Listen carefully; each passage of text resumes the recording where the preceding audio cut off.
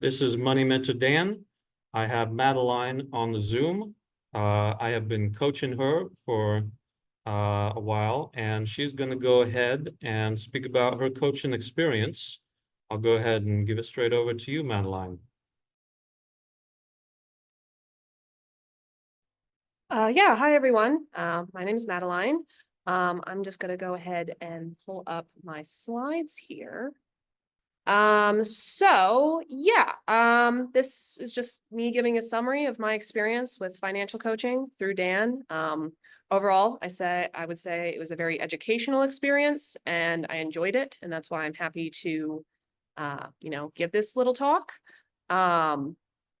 So just to jump right into it, I want to actually give a summary of myself because it's kind of important to understand why I sought out financial coaching and why I think I benefited from it. I'm 25 years old. I moved to Maryland in 2021 after graduating from UF. I just had my bachelor's and I graduated debt-free. Very fortunate in that regard.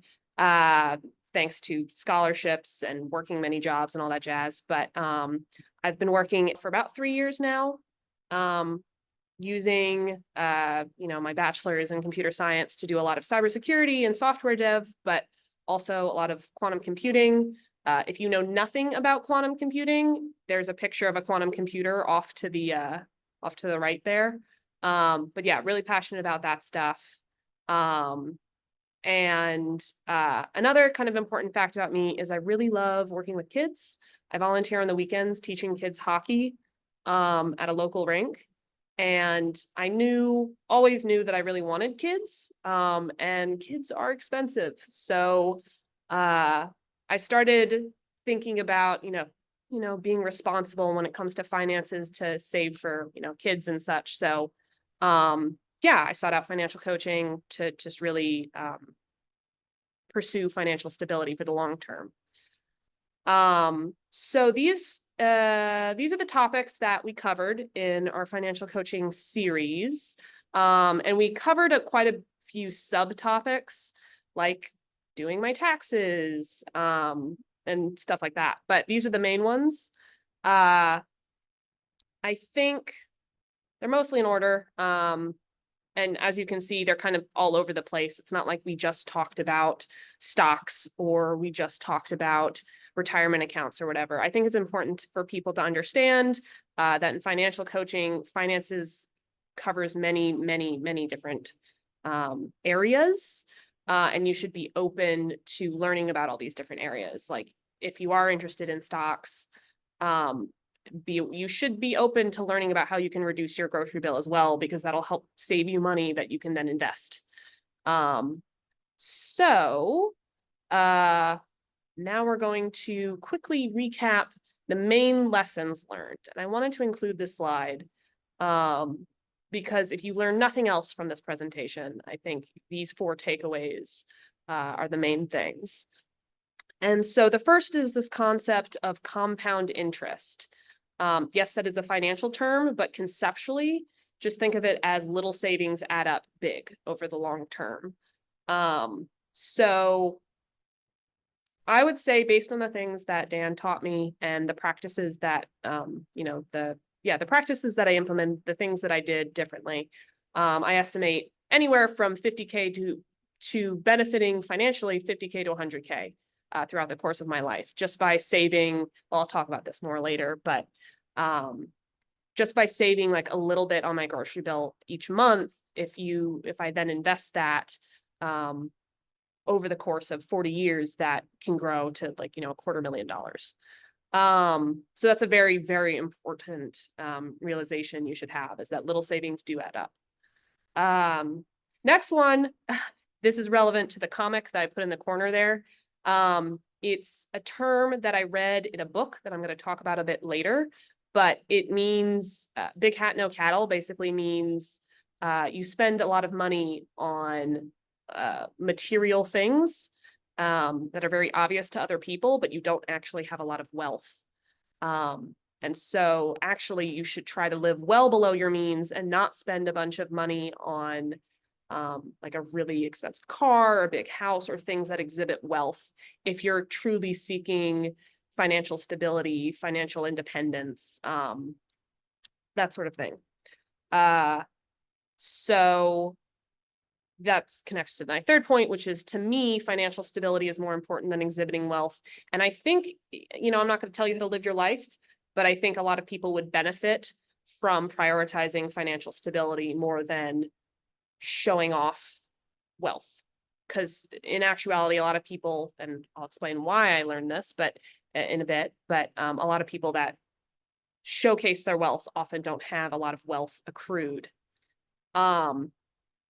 But the last point is important to mention because it's very relevant to folks like me who actually can stress about money or have trouble spending money, or just think about money a lot. And it's a quote from my dad, actually, which is that money makes a great servant and a terrible master, which is, it's a very, very powerful tool, but don't let it dominate your life and don't become obsessed with it. So now we're going to talk about a really, really good book. I read it once, although I didn't read every chapter in detail because some weren't relevant to me in this time in my life, but I feel I will definitely be rereading it later in life. It's called The Millionaire Next Door. It was written by Thomas J. Stanley in the 90s. So there are some things that are out of date, but the principles are still very much applicable today. In fact, the main thing that I want you to take away from this book are these 7 common denominators of the wealthy. They include them, at the beginning of the book. They are very easy to find. Honestly, if you just Google this book, these 7 common denominators pop up, and they're still applicable today. There's the first one: they live well below their means. Just talking about how a lot of millionaires in America aren't living in huge mansions and driving fancy cars and, blah, blah, blah, because they value their financial independence more. The reason I bolded number 5 is because that is the reason that Dan initially recommended this book to me. I'll talk about this more in the next slide, but I had some people in my life that I thought I was helping by giving. Obviously, I don't have adult children, but I have adult friends and adult siblings that I thought I was helping by, giving money to regularly. And then reading this chapter about, how their adult children are economically self-sufficient just made me realize some things. But all of these 7 points are very helpful and relevant to me and very interesting. And so I think all of them are beneficial. There's not like a single common denominator here that's like, don't worry about that. So yeah, it was a 7-session coaching series, and we kind of dabbled in lots of different topics in each session. It wasn't like one session solely covered one topic, but just to continue what I was talking about in the previous slide, we covered some, what I would say, psychology lessons, or just a mindset when it comes to finances. It's very important for saving your money and accruing wealth. One was a fun fact, where psychology fact, if you pay for something, you have the pressure to enjoy it, and so you tend to enjoy it less.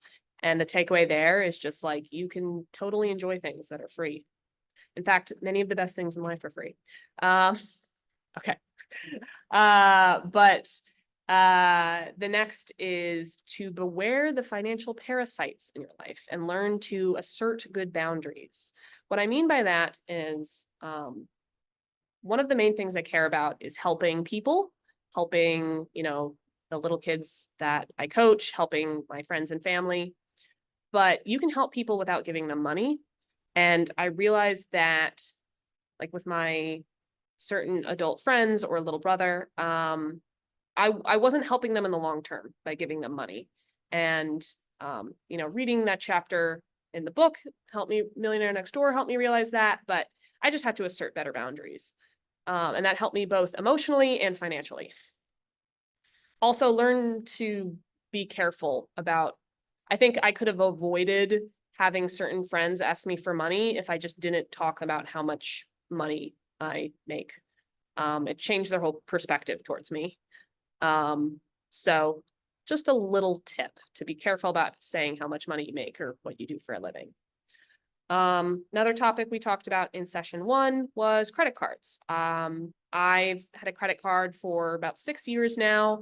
I always kind of paid attention to cash back categories.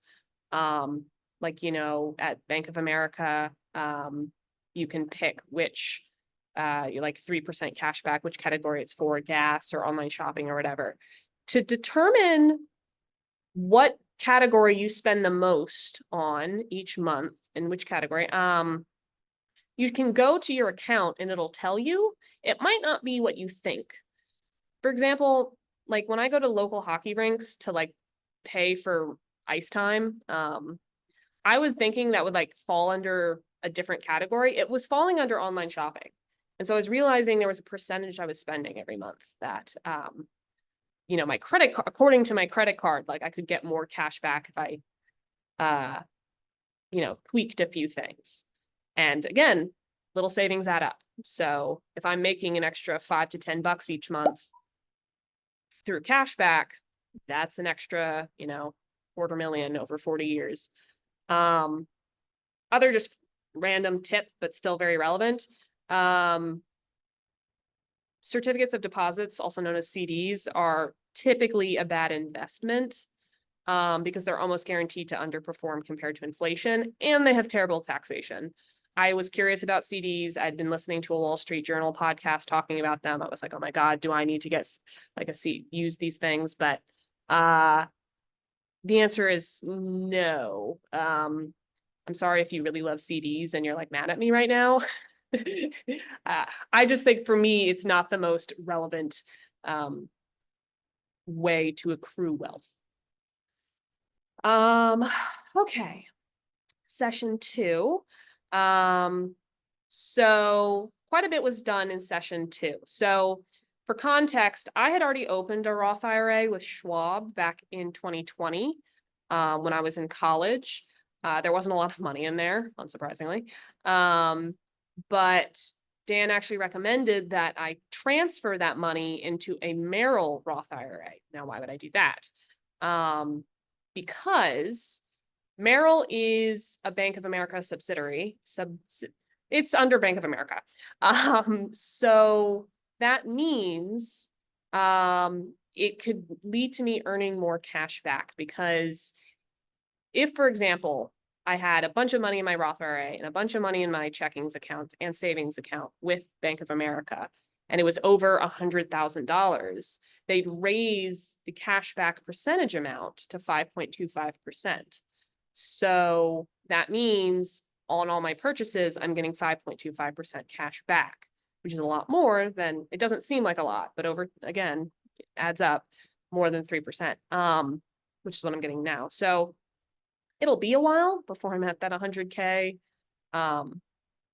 amount, but it's important to like plan for that. So I also did not close my Schwab account. I still have it open. There's some funds in there just because in 2025, I will have had it open for 5 years. And so I don't know how much if you, the viewer, knows about Roth IRAs, but you can make withdrawals from a Roth IRA after opening the account 5 years. You don't have to wait until retirement age. And this, you can go into much more detail with Dan if you end up doing coaching with him and they're curious about it. But anyway, yeah. And speaking of education and coaching, I was very curious on how to educate myself and how do I know that somebody knows a lot about finances and who are the best people to talk to and who are the best resources, because I'm a curious person and I want to kind of engage with this community and not just, and make sure that I'm learning the right things. So Dan was suggesting, excuse me, usually you can tell pretty quickly when talking about finances if the person knows a lot. So you kind of just have to be intuitive. But when it comes to resources, podcasts, many different podcasts are a great resource. The more official resources, I should say, like the Wall Street Journal podcast, or I believe Bloomberg and CDC are television programs. Those are going to give more trustworthy financial advice than like some blog or something. So that's the resources that I typically go to when I want to learn something. Other really random, just financial tip. So the only debt I have is I technically have an auto loan that doesn't have much left on it. I refinanced through the APL Federal Credit Union, which has a very low interest rate. It's about a 2% interest rate. So because it's so low, I don't need to actually worry on accelerating payments on the car, because it would be financially better for me to put the extra money that I'm not spending on car payments into treasuries or investing or whatever. So just a little tip there. Now, let's see. Okay, session 3. Covered some more stuff related to, well, actually, no, this is, I think, where we began to talk about stocks, and then also briefly talked about credit score stuff. So to be transparent, my credit score is 770. And I was like a little insecure about it. I was like, shouldn't I be trying to get over 800? Like, isn't a higher number better? But no, 770 is good enough. It's pretty much once you're over 720, it's good enough. Or 750, just somewhere around there, because after that, what's needed to raise your credit score higher could be disadvantageous. Yes. Not good. Because it usually means like having to take out more loans, which you don't want to take out more loans if you don't have to. So just keep that in mind if you're like me and really want a high credit score. So another question, general kind of mindset question is like, how do I balance saving for retirement and saving to invest with near-term expensive purchases like buying a house, buying a new car, paying medical bills, stuff like that. At the end of the day, do the things you want to do. That's what Dan told me. And I mentioned this later, but I want to mention it now. Think about the things you care about most, like the top 5 things you care about. And then ask yourself when you're about to make an expensive purchase, if it relates to those things. An example for me is, I value my independence, and also trying to not add stress to my life. And so I'm in no rush to purchase a house, for example, because that would kind of go against, my freedom, and it would add a lot of stress and whatnot. So just an important point. So these other 2 terms, ROI and IPO, they're financial terms. You probably heard them before. The 2 main points I want to point out is that return on investment is different than return of investment. I mix those 2 up. They are different, and return of investment is very not used as much. And then for IPO, key takeaway is they usually have a pretty poor track record, so they aren't usually a good option if you're considering buying an IPO. Alrighty, session 4. We've got 3 more. This was a lot about dividends. So yeah, more stock stuff. So I always mixed up like stocks related to my retirement account, like my Vanguard 403b, and then like just day trading. Technically you can day trade with a retirement account, and you don't have to day trade with a brokerage account, which is, not a retirement account.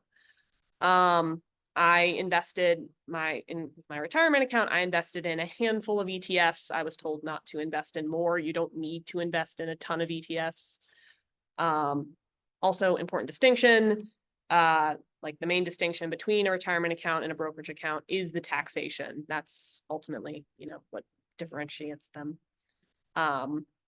So dividends, there's a lot here. Sure, you're reading it right now, but I think the key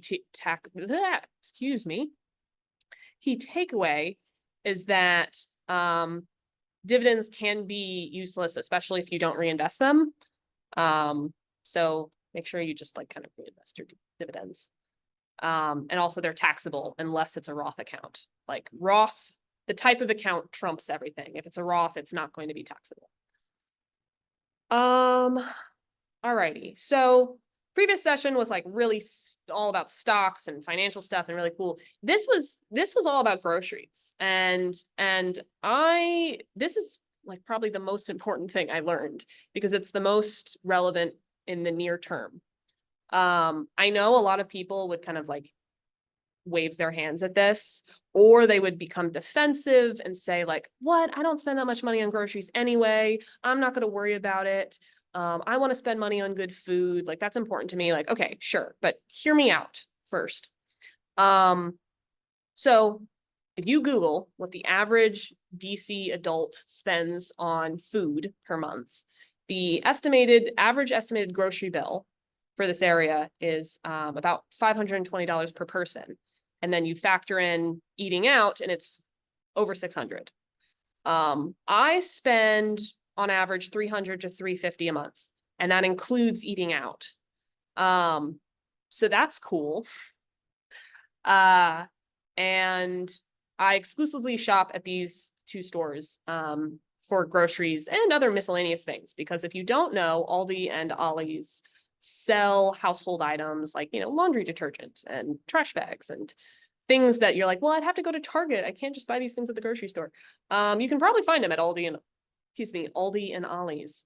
I had been shopping at Aldi for years. It's one of my favorite grocery stores. It's a bit quirky, but really cheap. Great for buying produce.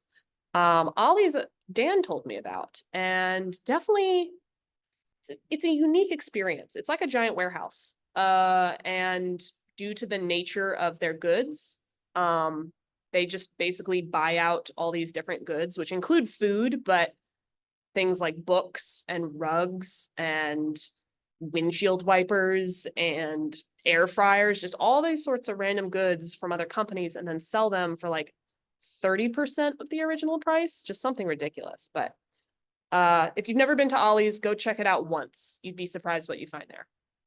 And yeah, so I used to spend $400 a month on groceries, but then Dan told me about Ollie's, and then we also went over my receipts, and so now I spend closer to 300 per month. So that's significant.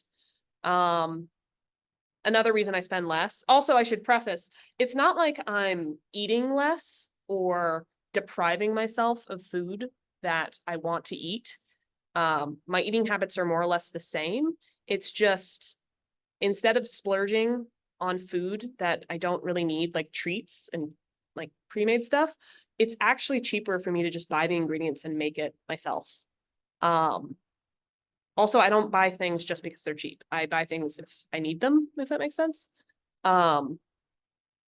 So just want to reiterate, I know a lot of people will be dismissive about their grocery bills. They're like, oh, I already saved so much.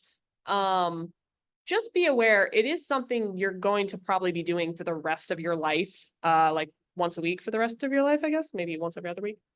And if you save $5 to $10 every trip, that's, $10 every trip, that's $500 a year. I could invest that in over 40 years. That's an expected $250,000 extra. That's a big deal. Just something to keep in mind. And that's why I said at the beginning of the presentation, an estimated, due to the impact of Dan's financial coaching could be anywhere from, 50 to 100K throughout my lifetime. All right, so 2 more sessions to go. This one, again, all about stonks.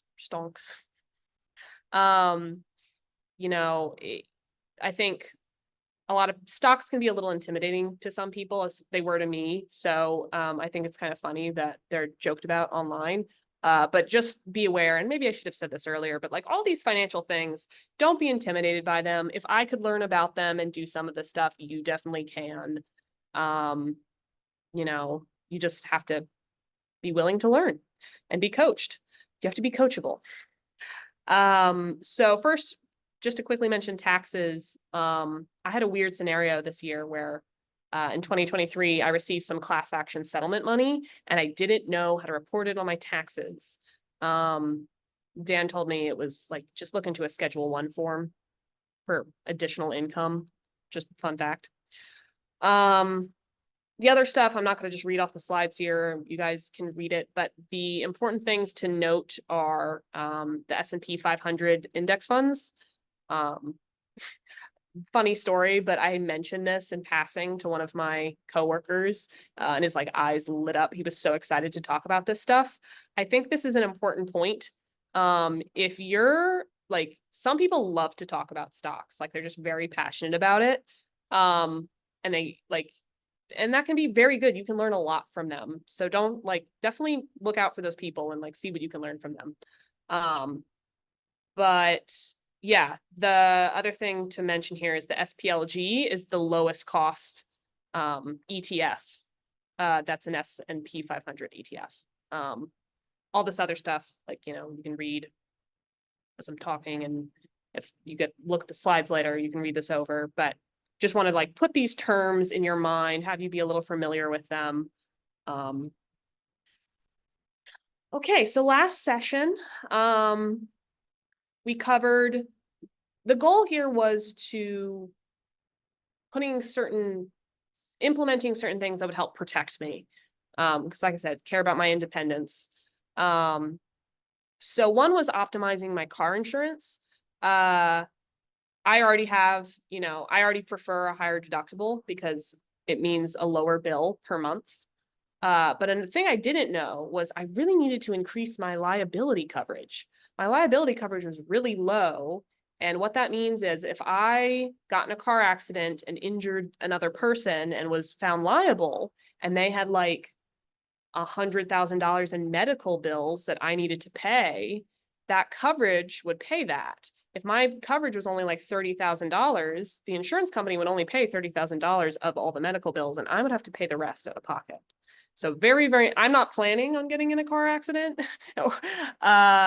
Of course, no one, I think, really plans on these things, but it's something that I'm willing to pay a little extra each month to have that higher liability coverage. So I don't have to be freaking out that my life is over if I get in a car accident and someone's injured, or maybe if I'm injured, that's a different story. There's different coverage for that. But, I mean, we're not to get too serious. I mean, there's a lot of things that could go wrong when you're driving. So just keep that in mind.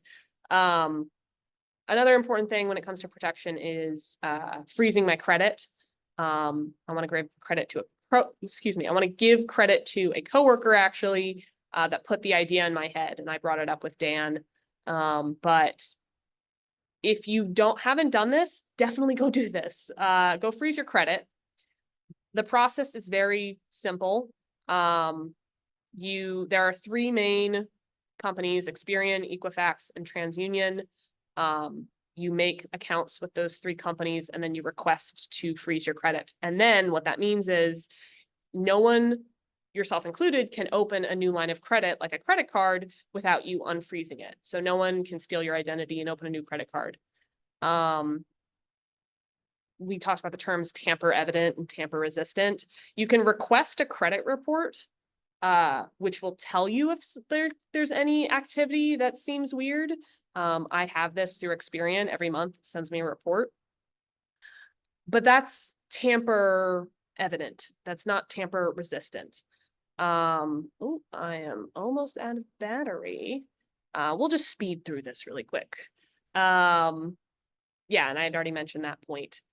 So yeah, here are the key takeaways again. You know, compound interest, live well below your means. For me, financial stability is more important than showcasing wealth.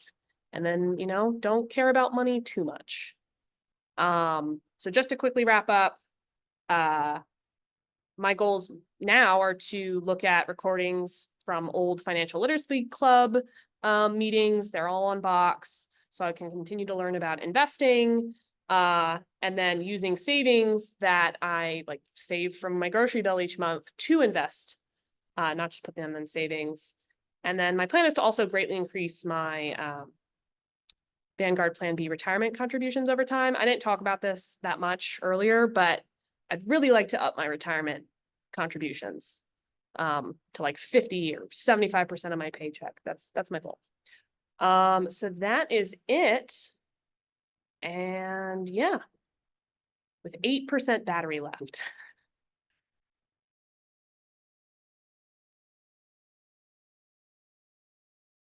Okay, beautiful, Madeline. I appreciate you sharing that very much, and glad that you were able to do it before hitting zero. Everything Madeline said was absolutely wonderful, and I hope that you guys will be inspired by listening to her story to consider coaching yourselves. All right, goodbye, everybody.